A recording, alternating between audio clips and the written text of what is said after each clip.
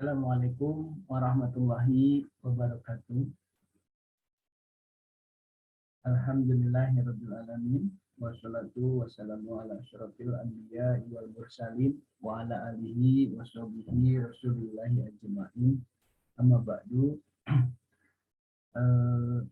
Puji dan syukur kita sama-sama panjatkan kehadirat Allah Subhanahu wa taala yang senantiasa melimpahkan rahmat, taufik, hidayah, serta inayahnya kepada kita semua, sehingga pada sore hari ini kita bisa berkumpul dan dipertemukan dalam proses belajar mengajar pada mata kuliah ekonomi syariah, khususnya di Disgab 27 ya.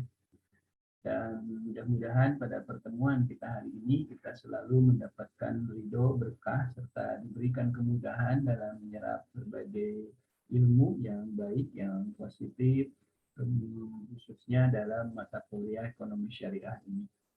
Salawat serta salam semoga tetap dicurahruahkan kepada junjungan kita Habibana wa Nabiyana Muhammad Sallallahu Alaihi Wasallam, pada keluarganya, sahabat-sahabatnya, tabi'in-tabi'innya, serta seluruh umatnya yang selalu taat patuh terhadap ajaran beliau, yang termasuk kita diantaranya.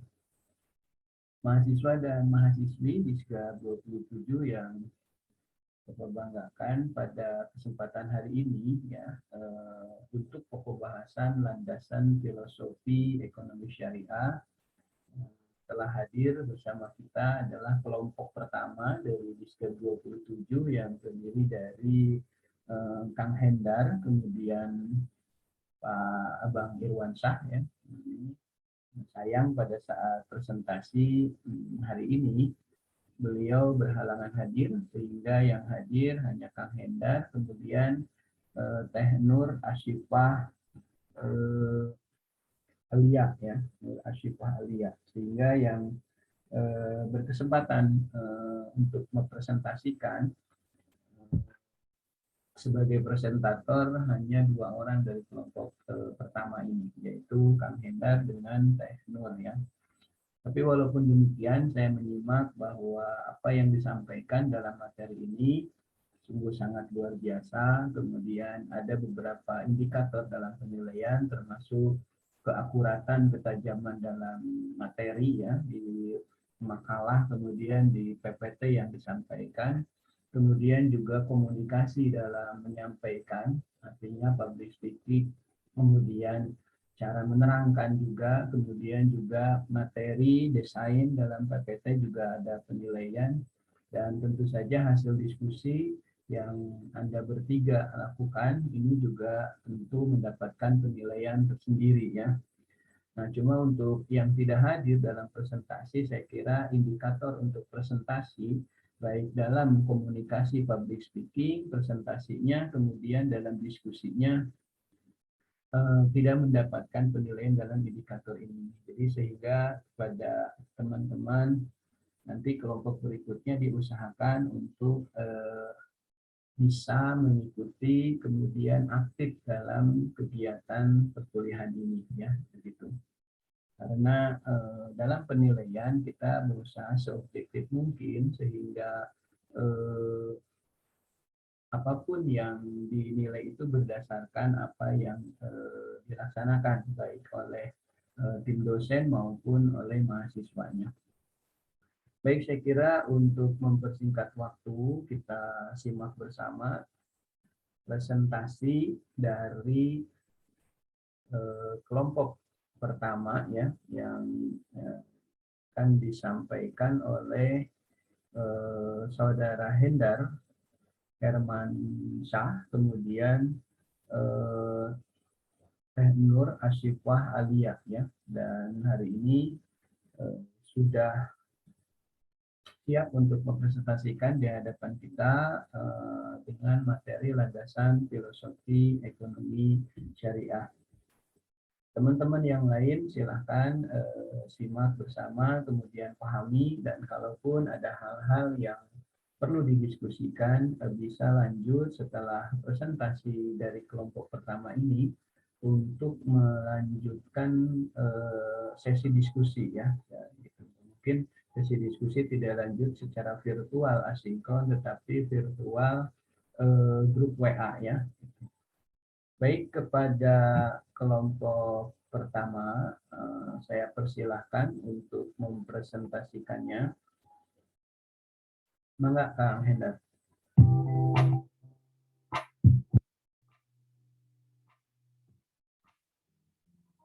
Bismillahirrahmanirrahim. Assalamualaikum warahmatullahi wabarakatuh. Alhamdulillahirrahmanirrahim.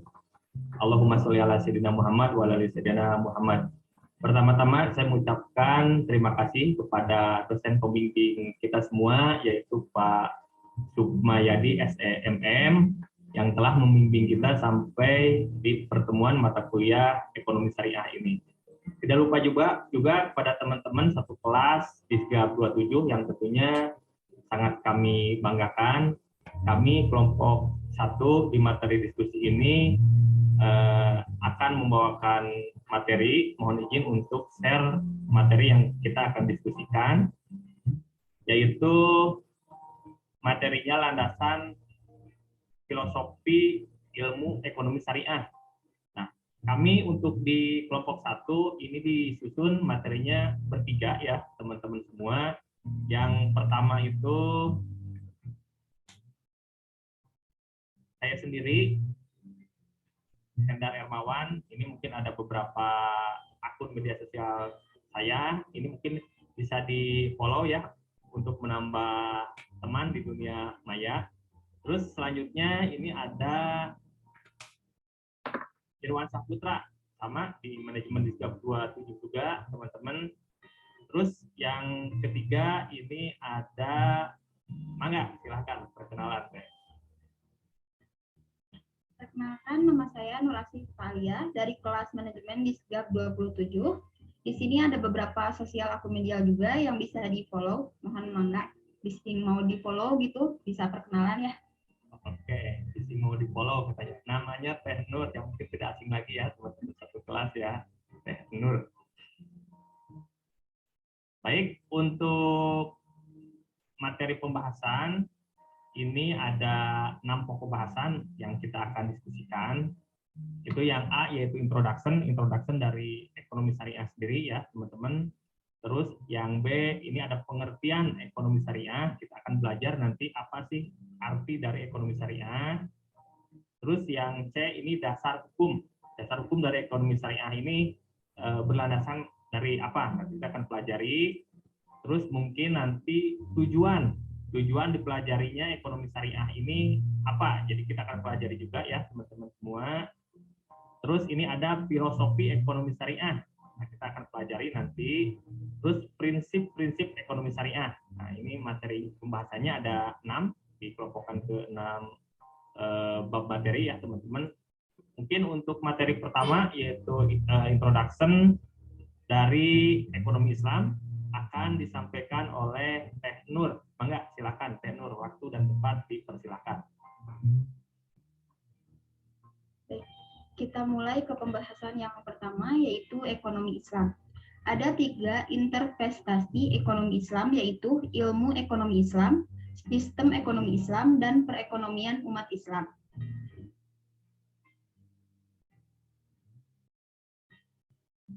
Tiga komponen penting fondasi ekonomi Islam.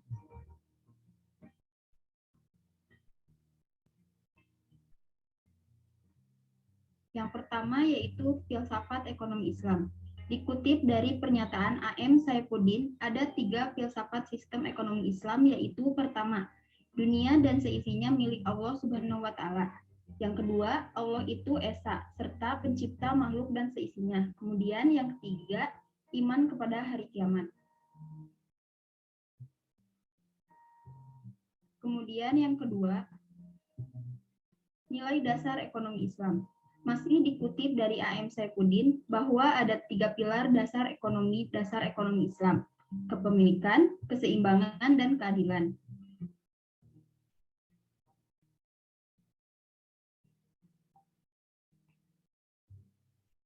Yang ketiga, ada nilai instrumental sistem ekonomi Islam, meliputi zakat, larangan riba, kerjasama ekonomi, jaminan sosial, peranan negara.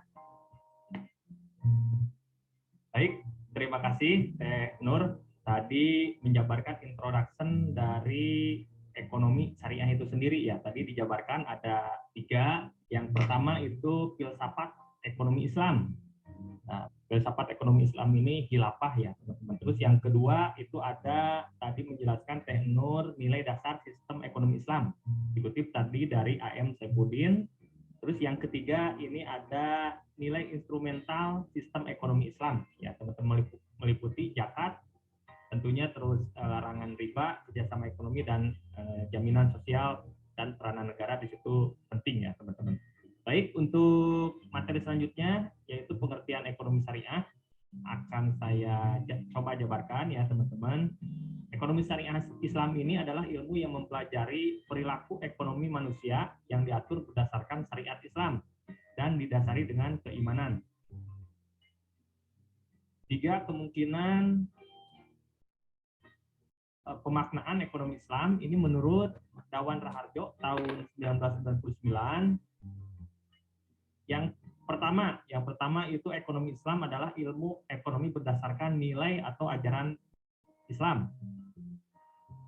Yang kedua yaitu ekonomi Islam adalah sistem pengaturan kegiatan ekonomi masyarakat atau negara berdasarkan metode tertentu. Ya, tentunya ekonomi Islam ini di negara kita juga udah ada beberapa provinsi yang menerapkan. Mungkin kita bersama ketahui mungkin di Aceh udah beberapa persen untuk menerapkan ekonomi Islam ini ya. Terus yang ketiga ini ada ekonomi Islam, pengertian perekonomian umat Islam ya, teman-teman. Baik, untuk materi dasar hukum ekonomi syariah ini akan dilanjutkan oleh Teh Nur. Mangga silakan Teh Nur, waktu dan tempatnya. Baik. Kita lanjut ke yang C, dasar hukum ekonomi syariah. Ada 4 landasan hukum ekonomi Islam, yaitu Al-Quran, hadis dan sunnah, ijma, ijtihad atau qiyas.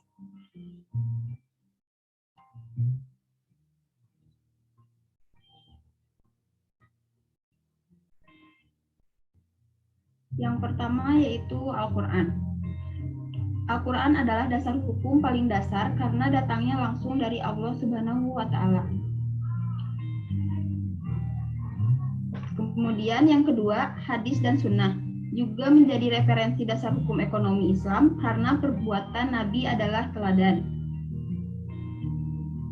Kemudian yang ketiga,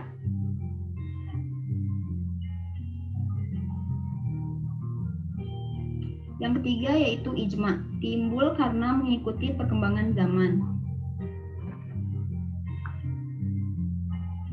Yang terakhir atau yang keempat yaitu ijtihad. Ijtihad aktivitas dari ulama untuk memecahkan masalah. Baik, terima kasih. Mungkin Teh Nur tadi menjelaskan dasar hukum ekonomi syariah ya, teman-teman. Salah satunya mungkin tadi ada Al-Quran, terus hadis, ijma, dan ijtihad ya. Tadi di ijma mungkin ada contoh misalkan penggunaan speaker atau kacamata. Dulu di zaman Nabi tentunya belum ada. Nah, sekarang mungkin di zaman kita itu memakai untuk speaker dan kacamata dan lain-lainnya mengikuti zaman perkembangan zaman sekarang ya, teman-teman. Baik, untuk materi selanjutnya yaitu tujuan ekonomi syariah Islam ini. Apa sih tujuan dari tujuan ekonomi syariah ini dipelajari? Ini akan dipaparkan saya langsung. Jadi tujuannya itu ingin dicapainya sistem ekonomi Islam berdasarkan konsep tauhid dan rujukan Al-Quran dan Sunnah. Tentunya Sunnah dari Nabi kita ya, Nabi Muhammad SAW. Ini untuk materi selanjutnya, filosofi ekonomi syariah akan dijabarkan oleh Teh Nur. Mangga silakan Teh Nur. Baik, kita lanjut ke pembahasan selanjutnya yang filosofi ekonomi syariah. Adiwarman Karim 2001 mengemukakan ada 4 landasan filosofi ekonomi syariah, yaitu tauhid, keadilan dan keseimbangan, kebebasan dan pertanggungjawaban.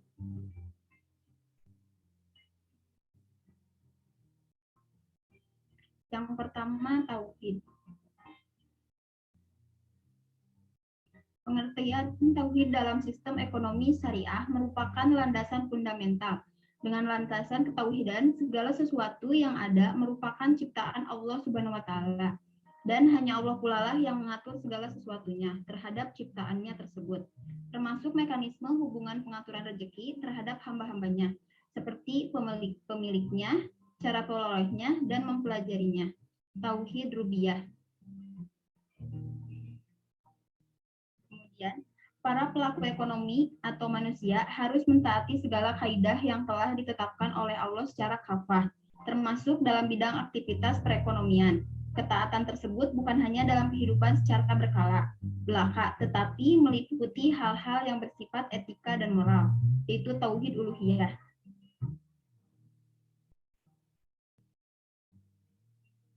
Yang kedua, keadilan dan keseimbangan.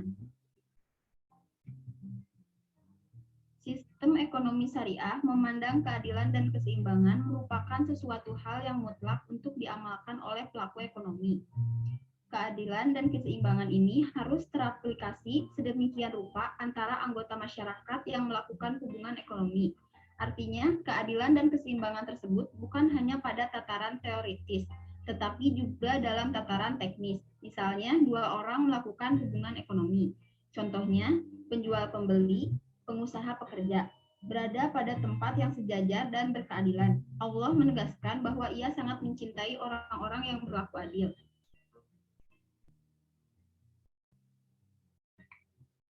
Kemudian yang ketiga ada kebebasan.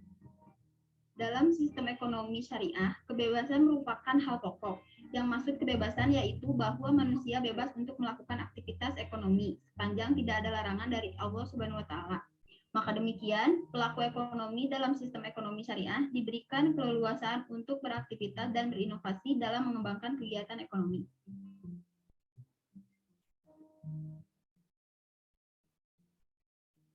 Yang keempat, yaitu pertanggungjawaban. Dalam sistem ekonomi syariah, manusia sebagai khalifah memegang amanah Allah Subhanahu wa taala di muka bumi dalam melakukan aktivitas termasuk aktivitas ekonomi, diberikan keleluasaan untuk memilih apa yang terbaik untuk dirinya. Maka demikian, sebagai hamba Allah, kepadanya akan diminta pertanggungjawaban atas segala sesuatu yang dilakukannya itu. Baik, terima kasih Teh Nur tadi membahas tentang filosofi ekonomi syariah ya. Nah, inti dari diskusi kita hari ini, teman-teman mungkin filosofi ekonomi syariah ya dalam mata kuliah ekonomi syariah ini. Tadi ada 4 yang dijabarkan sesuai oleh Teh Nur. Kalau saya boleh simpulkan, mungkin yang pertama yaitu tauhid. Nah, kita harus bertauhid teman-teman ya. Terus yang kedua, keadilan dan keseimbangan. Tentunya ini harus juga berkeadilan keseimbangan itu diciptakan ketika kita berekonomi ya. Terus yang ketiga tadi ada kebebasan. Nah, kebebasan tidak ada tekanan dari kiri kanan, jadi ibaratnya rata seimbang ya teman-teman. Terus yang keempat ini tentunya ada pertanggungjawaban. Jadi berani berbuat, berani bertanggung jawab ya teman-teman. Baik, untuk materi selanjutnya ini ada prinsip ekonomi syariah akan saya paparkan. Dikutip dari M.A. Choudhury tahun 1986, prinsip ekonomi Islam berdasarkan tauhid dan persaudaraan, bekerja dan produktivitas, distribusi kekayaan dan kekayaan yang adil. Nah, ini prinsip-prinsip ekonomi yang dikutip dari M.A. Choudhury tahun 1986. Di antara mungkin yang pertama ini ada tauhid yang tadi kita bahas di judulnya sementara, yaitu tauhid itu konsep yang menggambarkan antara manusia dan Tuhannya. Nah, sementara konsep persaudaraan atau yang biasa dikenal sebagai ukhuwah Islamiyah memberi makna persaudaraan dan kerjasama yang tulus antara sesama muslim dalam aktivitas ekonomi ya teman-teman. Jadi tauhid ini sangat bagus sekali kalau kita contohkan di aplikasi ekonomi kita ya. Terus yang kedua ini ada bekerja dan produktivitas.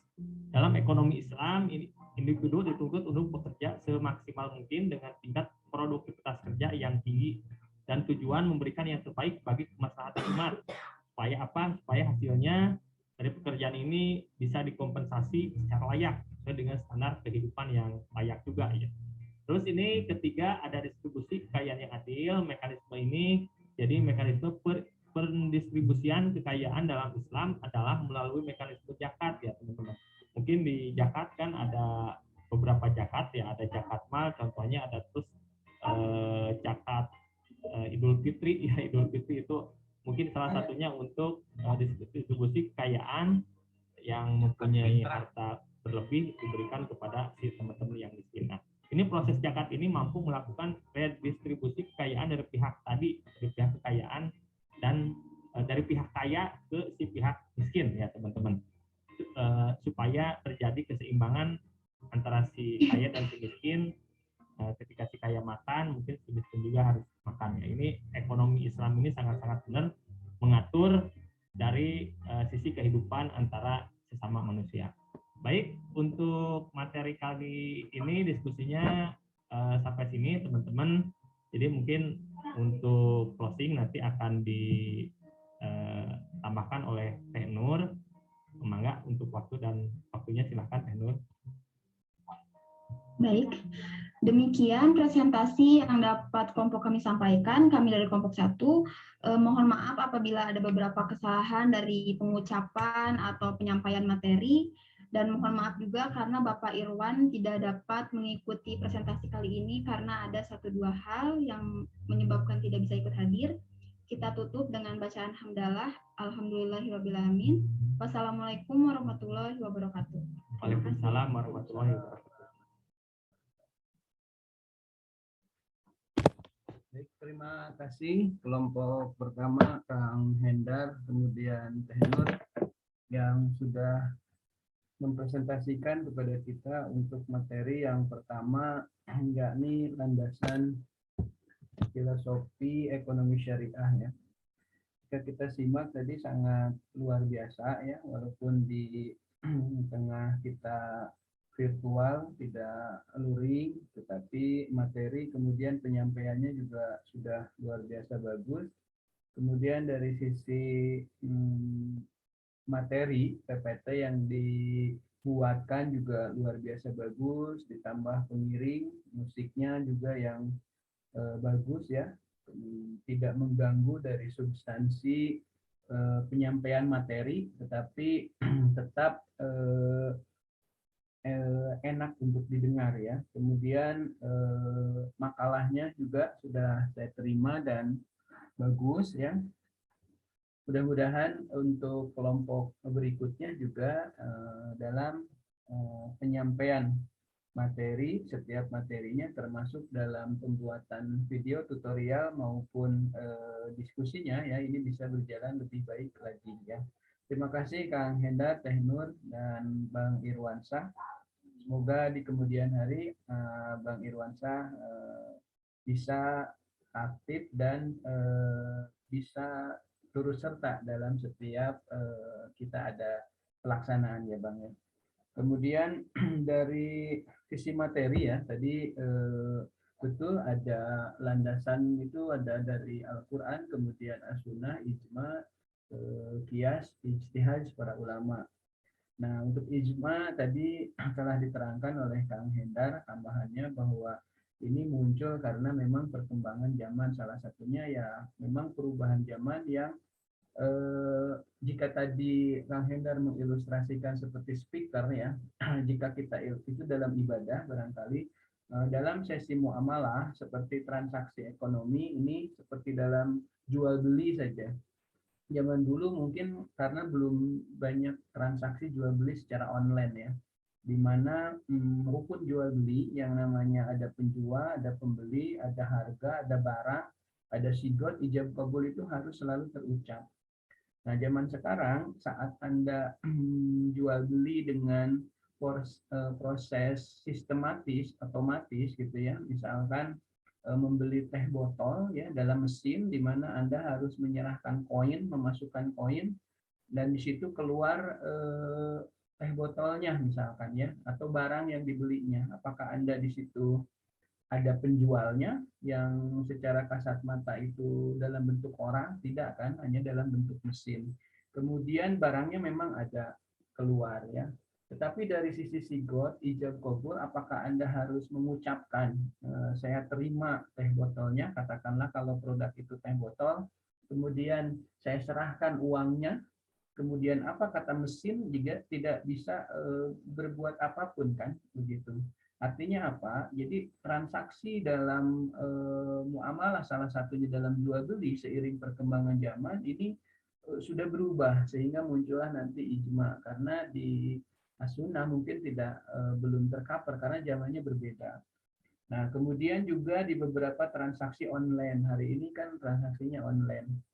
Barangkali pada saat jual beli barang itu kan tidak nampak di hadapan kita, masih kasat mata walaupun memang katalog kemudian barangnya sudah bisa terbayangkan ya. Nah, ini juga hal-hal yang memang pada saat zaman dulu, zaman Rasulullah dan para sahabat ini belum terjadi. Sehingga tadi betul landasan untuk penerapan ekonomi syariah itu salah satunya adalah ijma dan qiyas serta ijtihad para ulama.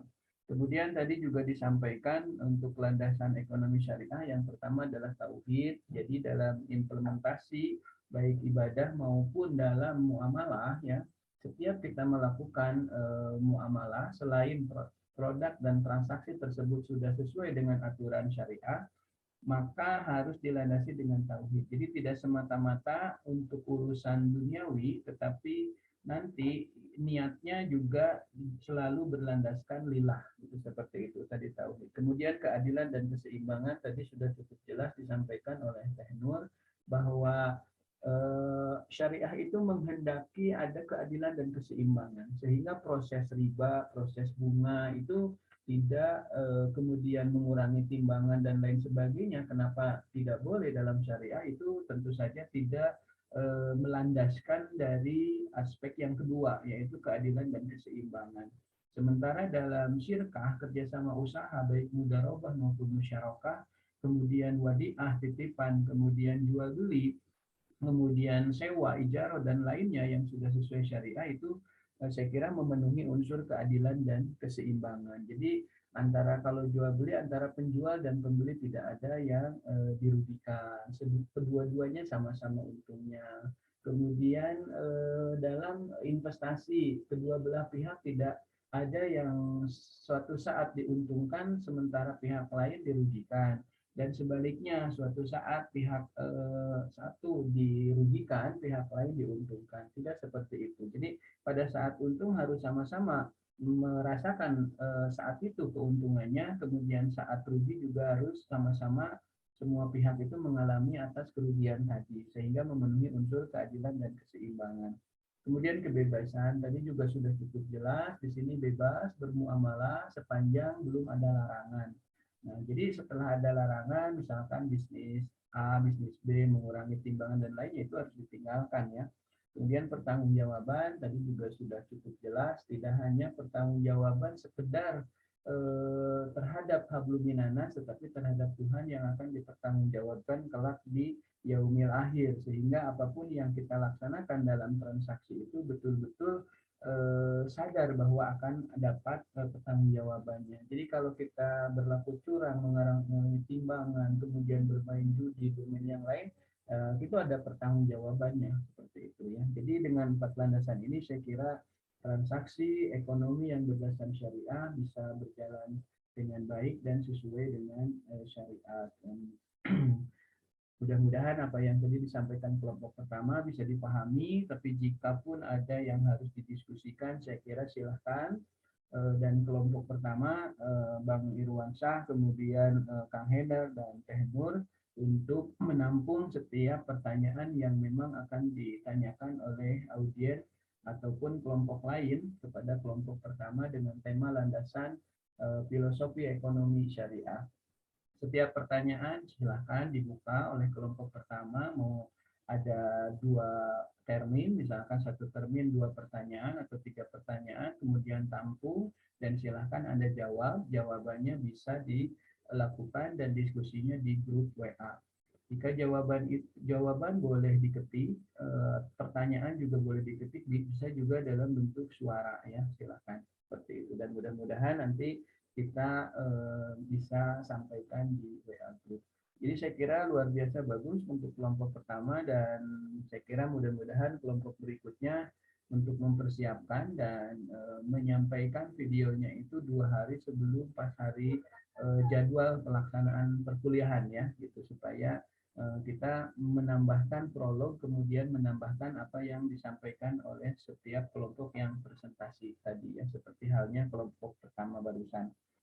Dan sekali lagi kelompok-kelompok 2, 3, 4, 5 ini jangan merasa ini sudah masih lama, tetapi bereskan minggu sekarang juga. Jika kelompok 5 misalkan sudah, tidak ada salahnya langsung dikirimkan. Nanti kita administrasikan, kita manage filenya, dan kita olah sehingga saat presentasi sudah siap ya. Jadi jangan merasa kelompok 10 masih lama.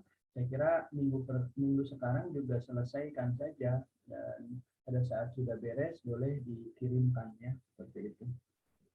Itu saja untuk pertemuan hari ini. Silahkan kalaupun ada yang mau didiskusikan, dilanjut di WA Group. Dan kelompok pertama dipersiapkan notulen, kemudian jawaban-jawabannya. Kita juga masih memantau dan menilai tentang semua pertanyaan yang aktif dari siapanya. Ini juga ada penilaian keaktifan, kemudian jawaban yang dijawab oleh kelompok pertama akurasinya juga masih ada penilaian untuk komposisi nanti masuk ke nilai akhir. Itu saja barangkali. Luar biasa kelompok pertama. Terima kasih, apresiasi yang sebesar-besarnya, dan semoga kelompok berikutnya bisa lebih baik lagi. Terima kasih. Mohon maaf juga dari saya juga apabila ada banyak kekurangan, kehilapan, dan kesalahan. Billahi taufiq wal hidayah. Assalamualaikum warahmatullahi wabarakatuh.